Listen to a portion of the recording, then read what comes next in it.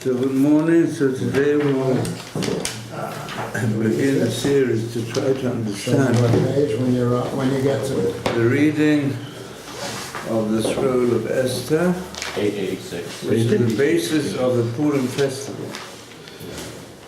So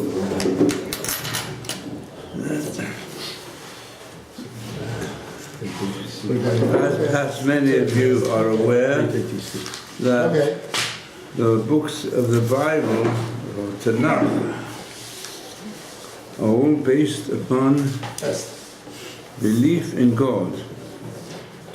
And this is the only book in the Bible which never mentions his name. So a superficial interpretation of this is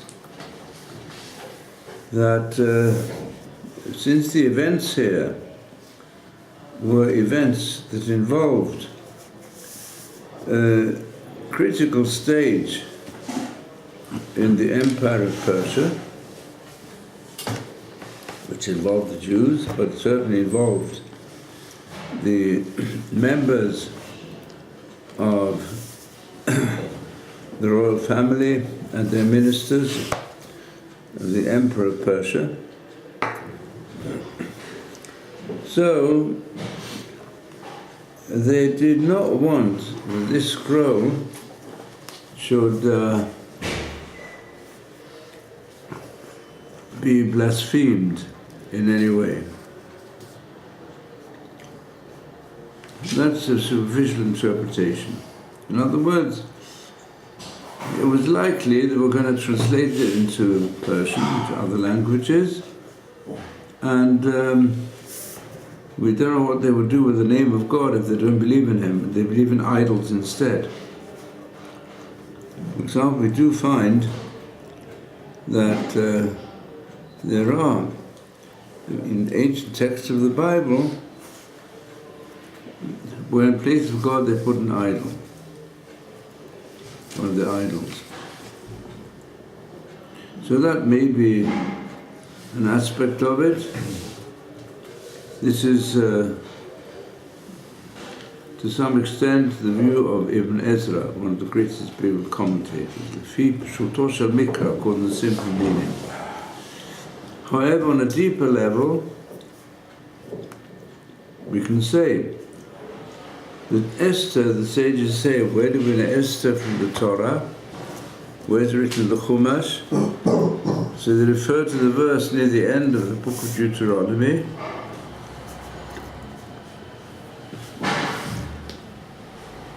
where it says, Parshas Vayelech, Anochi haster aster et panai beit ha'i. There's going to be a time when Hashem will hide His face. If the people of Israel, so the warning is given Hashem through Moshe Rabbeinu, if the people of Israel, unfortunately, do not follow the way of Hashem, then Hashem will hide His face from the people. Well, what do you mean hide His face? It means, to put it in a Purim fashion, as expressed by the Baal Shem Tov, it's just like we have a game which one plays with little children called hide and seek. In Hebrew it's called machpelah. So, you know, the father hides from his child. You know, the child should seek him. But if you don't play hide and seek, then the child, after a time, takes the father for granted. And that happens, and has happened, unfortunately, in the life of the people of Israel. It's like the sages say, in connection with next week's Parshat Zachor, where it says, Asher Korcha Baderech, it says that why did Amalek attack the people of Israel? Because it says the people of Israel said, Hayesh Hashem b'kepeinem ayin. They said, we're not sure that Hashem is with us. Then Amalek came. So he gives the parable, which can explain to us also what's the significance of the hiddenness of Hashem.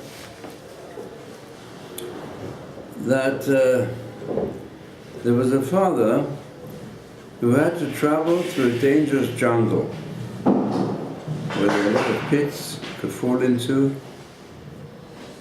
and there were a lot of reptiles and animals around. You can bite your feet, or you can attack you.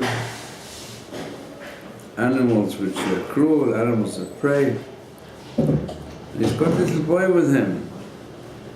So he goes and puts the little boy on his shoulders and carries him all the way. And gives him to eat and drink, on Pavi's head.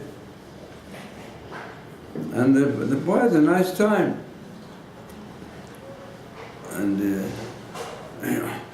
goes on for a few days. It's a very difficult situation for the father. But the boy feels quite happy on the shoulders of his father, and gives him everything that he needs. And then he thinks, oh, I'm riding here through a very interesting part of the jungle. He sees different things. But then he forgets that he's sitting on the shoulders of his father. He takes so much for granted, so that they meet somebody else coming towards them. So the little boy asks the person coming towards them, tell me, have you seen my father? I haven't seen him for a long time. Where is he? Maybe you saw him somewhere? So of course the father got upset and he said, what, you don't, I'm carrying you on my shoulders all the time? Okay, I'll take you off my shoulders, and then you'll soon see what will happen to you. That was the situation. The people of Israel, Hashem provided them with everything, but because for a few days they didn't find water, so they said, perhaps Hashem isn't looking after us anymore.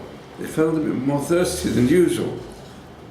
So they said, is God really looking after us? So Hashem says, okay, if you've forgotten about me, I'll take you off my shoulders. See how you can get on by yourselves. And then the wild animals of the jungle will start attacking you, and then soon you'll plead for me. And this is the situation referred to in the Chumash a few times, referred to throughout the Bible. And with our situation, it's our situation today. If people want to know why is it, if you follow the biblical approach, why is it that Jewish people are suffering and threatened so much? Because we thought, after the Holocaust everyone's forgotten about anti-Semitism, and now surely everything's fine. And then, even after the 6-Day War, which was a sign that Hashem's looking after us, but we forgot about him. And it caught the people of Israel napping even on Yom Kippur. A good part of the army were having a picnic on Yom Kippur. And they developed, after the 6th War, the James Bond vision of the Israeli who's invincible. And we've got the best secret service in the world, and the best army in the world, and so on. And they forgot. They even didn't change the fact that they don't allow the name of God mentioned explicitly, neither in their national anthem, nor in their Declaration of Independence. Although other nations who took it from us, they have it. We ignore it. So Hashem said, okay, if that's how you're treating me, you'll soon see. I'm not gonna, I'll take you off my shoulders. And that's the essence of Megillat Esther. That's why it's so important for us to recognize that if you analyze, nevertheless, the details of Megillat Esther, you can't deny that God is the hidden power that's keeping the people of Israel and in existence, despite all the other empires. Because Megillat Esther does not just deal with what happened with Haman and Mordechai. No, it deals with everything. They were not surprised if you really enter into Megillah in a hidden manner, you'll find the Holocaust all over the place. Same thing. The Holocaust is mentioned almost explicitly. And perhaps I'll begin it with an episode. I'll tell you how much the Holocaust is involved in Megillat Esther. We know the Nazis, they used all forms of psychological methods to dehumanize Jews and also to deceive the world and deceive the Jews.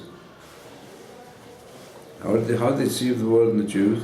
They said, we're getting these lazy Jews to work, that's all. Arbeit macht frei. So this is Arbeit macht frei, fine, very nice.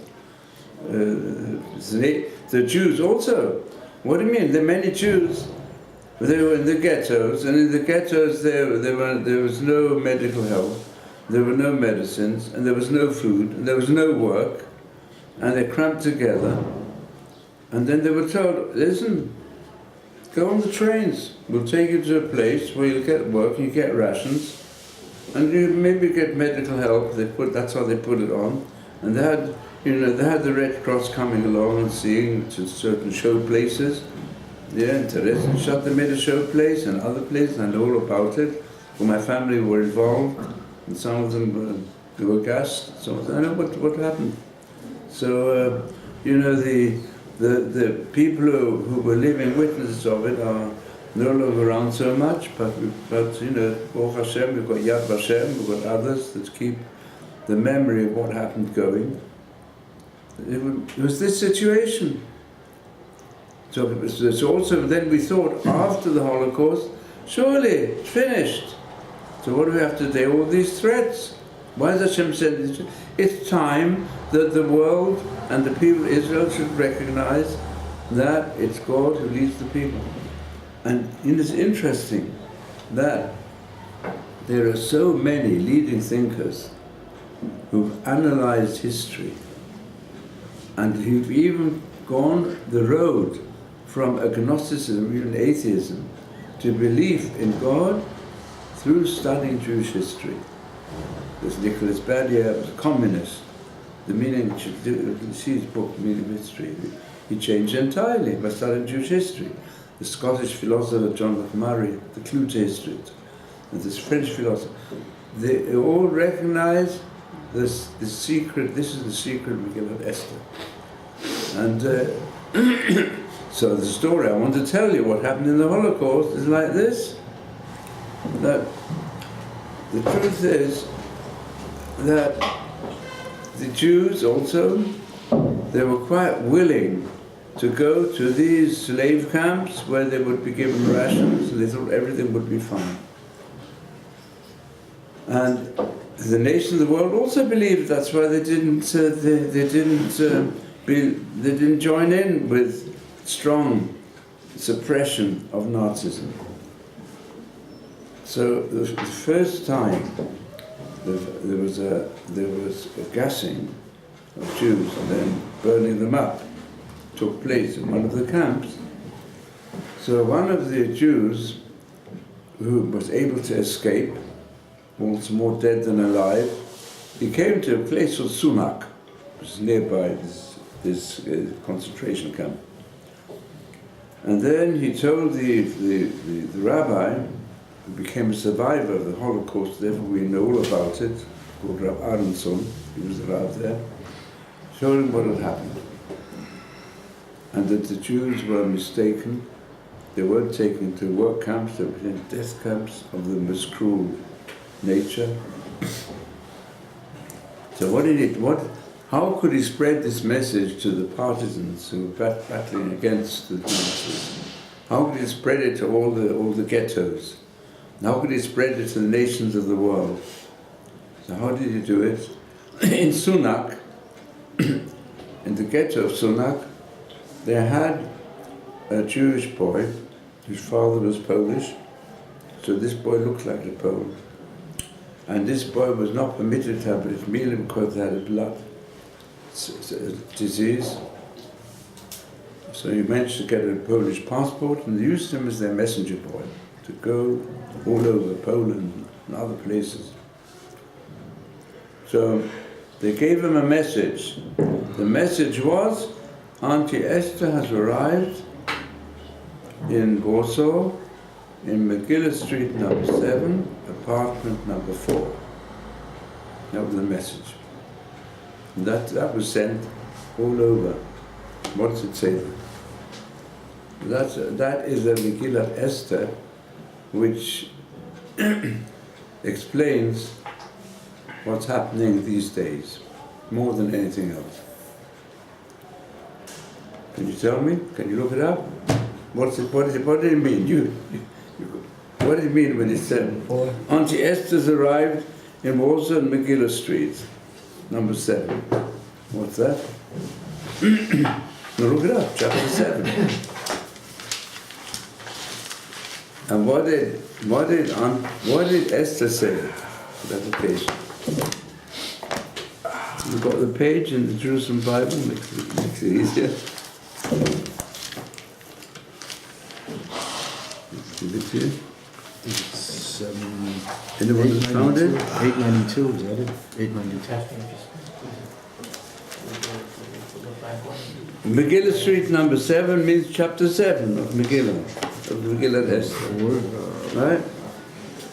I think it's 892, page 892 on the left. That's correct. At the top of page 892, that means apartment, well, we'll do it 4. Well, let's read. This is Queen Esther in the presence of Ahasuerus and Haman. When the king asks her, I won't go into the whole story, which I hope you know to some extent. So she says, if I find favor in your eyes, O king, let my soul be given at my petition, and my people my request. Because he said, I'll give you half the kingdom, Ahasuerus said to her. Yeah. And what is the request for my people? It's the next verse. For we are sold, I and my people, to be destroyed, to be slain, and to be annihilated. But if we had been sold merely for bondmen, for slaves, male and female, I would have held my tongue. Now what does she mean by that phrase? Where is mentioned, doesn't mention anywhere in the scroll of Esther that there was a plan to enslave the Jews. That was not a manifesto of Haman. What was it? His manifesto was Lashmid Larog Abid. That's the 3 words. Lashmid means to remove their religion and their culture. They should have no specific national identity.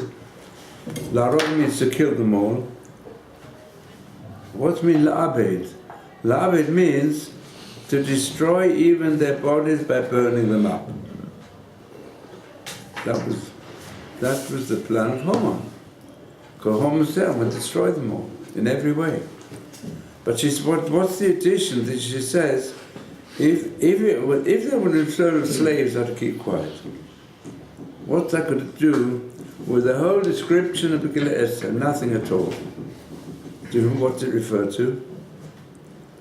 It refers to the plan of Hitler. He didn't say, I've got to make all these lazy Jews go and do work, and then we'll pay them. We're not treating them worse than many prisoners of war. Some say, let you work, and we'll give you rations. We'll see you have enough. So this was the message. The message is that's how Hashem, unfortunately, has brought to the people of Israel, who easily, in time of crisis, led astray from Arbeit macht frei. And that's what that is the reference here. Although we're dealing with Haman and Ahasuerus, we're dealing with Hitler and the Holocaust. And if you take, because the whole of the Bible is one unit. In fact, this is the last phrase of all the curses that Moshe Rabbeinu brought to the people of Israel in the name of Hashem, at the end of the book of Deuteronomy, the Purim, where the last curse nobody understands. The last verse is, it describes all the different suffering that might come from the people of Israel. And what's the last verse? It says, the end is, it says, you'll want to sell yourselves as slaves, but no one is buying you as a slave. And the Midrash already says, that's where, what does that mean? The Midrash says, it means what Esther said here. But when was there a fulfillment of what Esther said here? It wasn't at the time of Haman Achashverosh, but at the time of one of his successors. So I take it a step further now. Only last week, so Iran came out with a new missile, which has written on it, I only saw the Hebrew advertisements. It's got 2,000 kilometers target range. You can reach any section of Israel. And it's got written on it, in large letters, I don't know how many languages, Lashmid et Yisrael. Where's the Lashmid et Yisrael? It says it in the Megillah. And today, it's somebody who's a resurrection of Haman, is in Iran, threatening the people of Israel. That's what's happening today. So it's the hidden protection which Hashem gives us is combined with a constant lesson. We are the ones who've got to Megillat Esther into Megalet Esther. We've got to reveal the hiddenness of Hashem. We've got to recognize Hashem is the one who's behind us. He's got his reasons. History is his story. But the people of Israel, we know, will ultimately survive for sure. But how many of them, which way, that is not defined in the Bible. There'll be a remnant, it says. Certainly there'll be a remnant, and that remnant will revolutionize the human species. And we're part of it. So this is it's not as though we're dealing here with history, the past, we're dealing here with the present and the future. So really this brings me to if those who can follow in the Hebrew, the first verse of the Megillah, which is Vayhi, you can look at Vayhi b'mei Achashverosh. You can see it in this. And it was in the days of Achashverosh. Now, here I want to go more deeply into the understanding of the Bible altogether, especially this cryptic book of Megillat Esther. So it brings here from the Gemara, which discusses it, here we see the depth of Jewish tradition, that Rabbi Levi and some of Rabbi Yochanan said, there is a tradition, Masora tu bi'adeinu me'avotenu. We have a tradition from our forefathers, from the men of the Great Assembly. Now, why were they called the men of the Great Assembly? We can also say it's prophetic. In order, the Knesset HaGedolah, which is mentioned constantly in Talmudic literature, these were the last prophets, and then the greatest sages that followed the last prophets. In the time of the beginning of the Second Temple period, perhaps they're called Knesset HaGedolah to contrast them with the Knesset HaKetana. I mean, they had 120 members, we say, and also the Knesset, the name of the parliament. I mean, some of them too think they're like Knesset Gedolah, but there's a contrast, unfortunately. So therefore, of course, this is not the true Peshat, but still you can say today the Knesset is a Knesset kol kach ketana in comparison with the Anshe Knesset HaGedolah.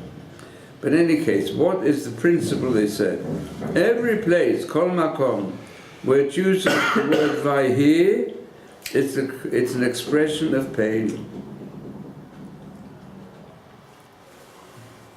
So, one aspect of this I would say it's a common factor in nearly all languages. If troubles come, you say oi vai, vai, vai, vai. It's a natural expression of pain. So vaihi is vai, vai. No, vaihi, vai. But behind this lies something deeper. What is the major distinction between biblical Hebrew and modern Hebrew in the formation of tenses? Well, you tell me, what's the difference?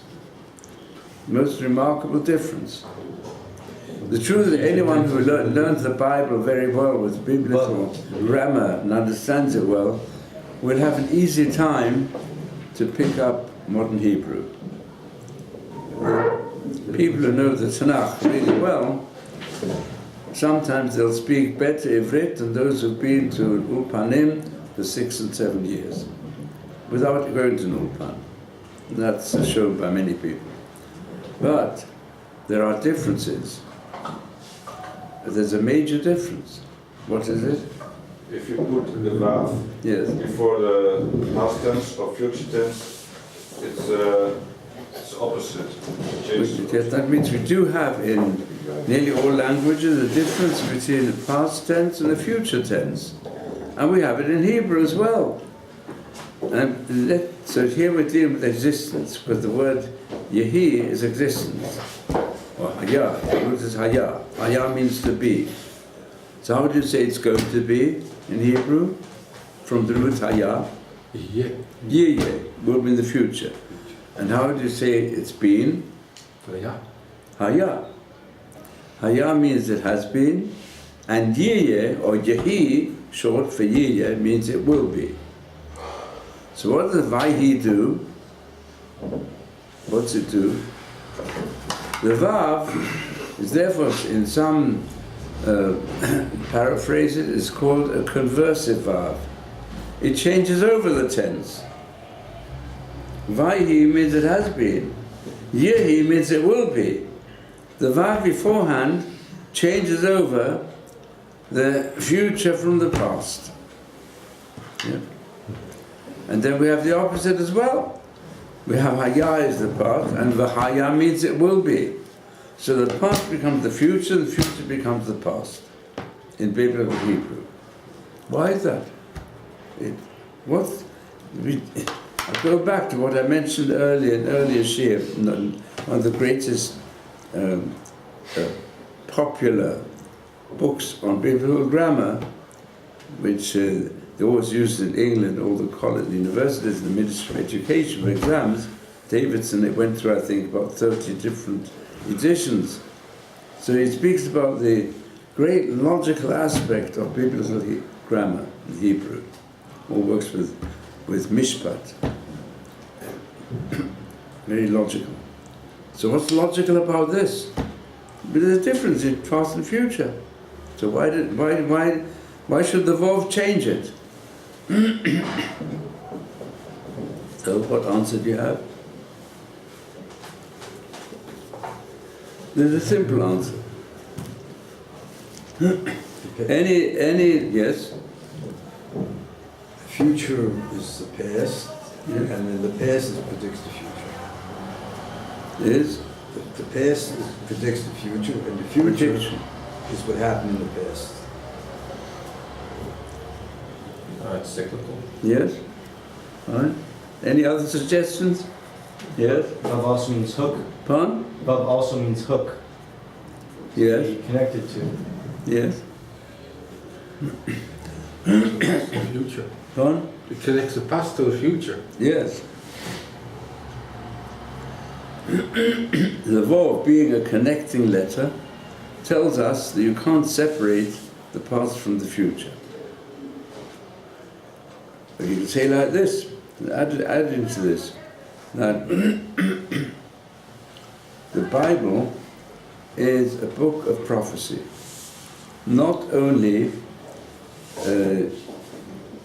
are there specific prophetic passages which speak about what's going to happen, but even when that's not mentioned, it's going to happen, you can frequently, from what's described in the Bible that happened in the past, from that you can understand the future. In other words, the whole of the Bible is prophetic. There's some open prophecies and some hidden prophecies. So, what's a prophecy? One of the aspects of prophecy is to be able to declare what's going to happen in the future. That means the person lives in the present. The future is really unknown. As there's a famous saying of Ibn Ezra, beautiful saying, he says, Avar ayin. The past is no longer. Atid adayin. The future is not there yet. V'hoveh, and the present is kerev ayin. It's like a blink of the eye. Imkein daga minayin. So why worry? That's a famous saying. But that goes to the root of this existence. We know existence. The truth is, what we really know is what's happening at this moment. That's what we experience. And from the past, what we remember. And what's forgotten is forgotten. Maybe it's still deep down, even though consciously you can't remember it, maybe subconsciously it's left certain impact. But the Bible is very deep, and every aspect of the Bible is prophetic. That means, if you're describing, we're not speaking only modern Hebrew, but all post-biblical Hebrew, unless some people like to copy a biblical style. Otherwise, the natural linguistics of Hebrew divided clearly between past and future, even there was a vav. But the inner connection between past and future, which is the essence of prophecy, and really what does the prophecy mean? That in the mind of Hashem, and if human beings are very, very close to Hashem, then the past, present, and future in the mind of Hashem are one. Therefore, just like we can make a video and certainly a record of whatever happened in the past and then replay it in the present, so also through the deeper aspects of the subconscious mind, especially of saints, and certainly those who reach the level of being very close to Hashem, so as a result, they can also be given an aspect of what's going to happen in the future. A remnant of that we have in the subconscious mind. And that's why the sages say, it's true that dreams represent the subconscious thoughts and desires of the person in his waking time that he suppresses, but they come out in dreams. A second principle, you'll find at the end of Brachot we're learning, there's a long sugya of a few pages dealing with dreams. Second principle is that dreams, generally speaking, contain a lot of nonsense. And thirdly, that dreams are 1/60 of prophecy. Means you can get premonitions, and it can happen with many people that they see something in a dream and then they see it fulfilled. It can happen. So this, because the subconscious mind is not limited with the time limitations of the conscious mind. So the more interesting thing is, why do we say that when through the connections of the past to the future, so if there's a vav, then we say it's followed by yehi, it's going to be, but really it means it has been. So why is it pain? Because like this, every moment of life contains opportunities of very good things that might happen in the next moment, or very bad things. It could be either or. You don't know what's going to be. Every future contains the hope of improvement. And if it's past and hasn't improved, it's still the same Doesn't mean such a revolution. Then we say, Vayehi, what could have been the future, unfortunately, was missed. And really, life brings disappointment through the way in which a person thinks to himself that every moment gives opportunity of improvement. If you've missed it, then you feel disappointed. But sometimes just subconsciously, you didn't fulfill it to improve things in the world. All to do with time and freedom of choice that are closely connected. So that's why they say, Vai. In this instance, I'll just read a little bit further the examples that are brought. They bring many different examples. There's a case of Vahib Mer Hashverosh. It's a Lashon Tsar because in his time there came Haman. And why did he come? Because the opportunities to build up Jewish life in the Persian Empire were not fulfilled sufficiently by the people of Israel that produced Haman. Then they bring the example at the beginning of the book of Ruth, where also it says it was in the days when the judges were judged. There was a famine in the land. Why did the famine come in the land? Because the people, instead of following the direction of the judges, they thought they can all be judges themselves.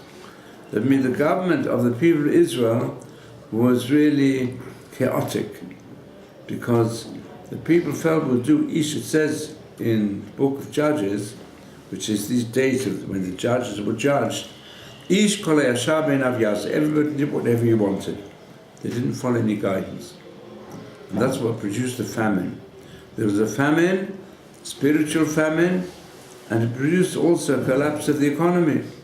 And it happened even that why did the two sons of Nomi, why the two sons, they escaped from the land of Israel at that time, because they were rich, they had wealth, and therefore they had to constantly help the poor, because it's a famine, and they felt it's not good to be in this land at such a time, because there are too many demands upon our wealth. That's why they left the land. Elimelech left the land, because he thought he'd be able to keep his fortune better by leaving the land. Then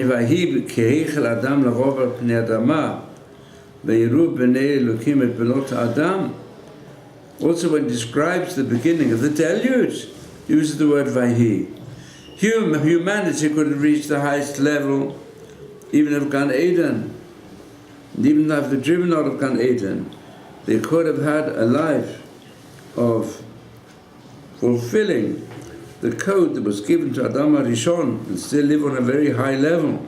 But unfortunately, the generations became corrupt, and human beings began to be chaotic in their social life, and the strong people, they went and became very immoral and using weak women.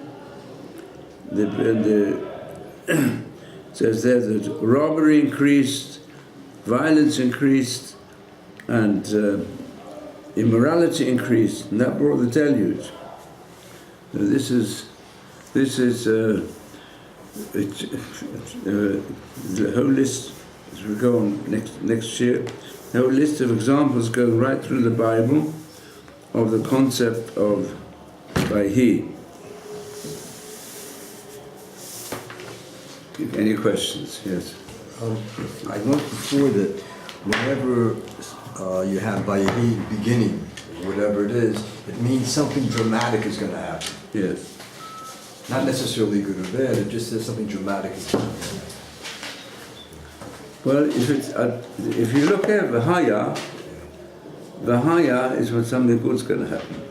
Vahaya barachit acharit hayamim. For example, the famous passage spoke about from Yeshaya on the United Nations, Vahaya, it's going to be. In other words, it goes the other way around. What's going to be in the future using a past tense. That means the past difficulties overcome and there'll be revolution to improve things in the future. And by here, it's the other way around. There were opportunities of good and they were not used for good, so therefore it's Lashon Tzar.